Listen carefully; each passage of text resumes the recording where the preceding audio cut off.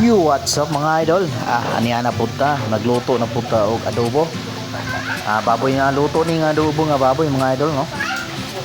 Kini atong ginluto mga idol. Dili jud ni iyon nga permente, panagsa lang ni atong lutoon kay kini pud nga atong kwarta nga dali ginapon ta ayos tanan.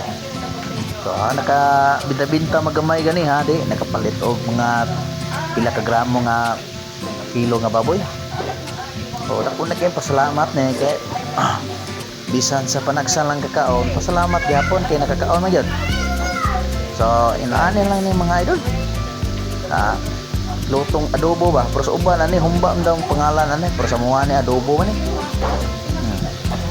Kasi simple nga luto ro ni mga idol. Minarinate nga ginagmay, marinate pila ka minutos, medya buras, pwede na siya. Ako no? Pwede na siyang nananaon, adobo. Ako lang ipakita sa inyo mga idol kay mura magid na.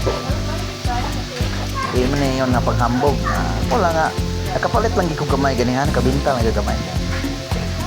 So ano lang yan mga idol. Dinan ako ni dugayan akong video kay maluto na ni mukhaon naman gid ko. Kay luto na di ako. Ano lang gud ni mga idol niya. Dagan day kayong salamat sa inyong mga paglantaw sa akong mga video mga idol nga. Ano lang gud ni. Simple lang ba? Sige mga idol ha. Amping mo dia kanunay.